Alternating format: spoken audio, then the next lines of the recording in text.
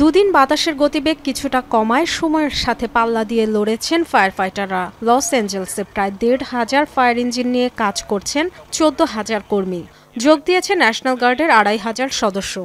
আগুন নিয়ন্ত্রণে ব্যবহার করা হচ্ছে ৮৪টি এয়ারক্রাফট।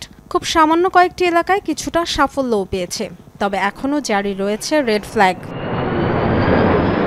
রোববার স্থানীয় সময় রাত থেকে আবার বাড়তে শুরু করেছে বাতাসের তীব্রতা। যুক্তরাষ্ট্রের ন্যাশনাল ওয়েদার সার্ভিস NWS সতর্ক করেছে, মঙ্গলবার নাগাদ ঘন্টায় ৯৬ কিলোমিটার গতিতে প্রবাহিত হতে পারে শুষ্ক বায়ু সান্টা আনা।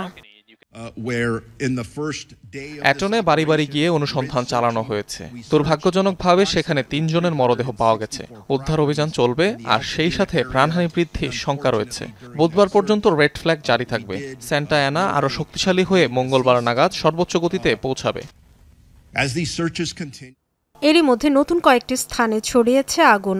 এক মুহূর্তের নোটিশে ঘর ছাড়তে হতে পারে আরও ১,৯২,০০০ মানুষকে। ঘনবসতিপূর্ণ ব্রেন্টউড এবং সান ফার্নান্দো ভ্যালির দিকে অগ্রসর হওয়ায় নিরাপদ আশ্রয়ে যেতে বলা হয়েছে ১,০৫,০০০ মানুষকে। প্রস্তুত থাকতে বলা হয়েছে আরও ৮৭,০০০ বাসিন্দাকে। ৩০ বছর ধরে ওই বাড়িতে ছিলাম। আমাদের সব শেষ হয়ে গেছে, সব হারিয়েছি। ফায়ার ফাইটাররা প্রতিটি বাড়িতে গিয়ে নিশ্চিত হচ্ছেন সবাই বের হয়েছেন কিনা। বিমানের মাধ্যমে সরিয়ে নেওয়া হচ্ছে। ক্যালিফোর্নিয়ায় ভয়াবহতম দাবানলে ভস্মীভূত হয়েছে লস অ্যাঞ্জেলসের ১২,০০০ ঘরবাড়ি স্থাপনা। ক্ষয়ক্ষতির পরিমাণ দাঁড়াতে পারে $২৫০ বিলিয়ন থেকে $২৭৫ বিলিয়ন। যুক্তরাষ্ট্রের আবহাওয়া বিভাগ বলছে, আগামী সপ্তাহে উন্নতি হতে পারে পরিস্থিতির। আর্দ্রতা বৃদ্ধির পাশাপাশি হতে পারে হালকা বৃষ্টি। Dorothy Tasrin, Jamuna news.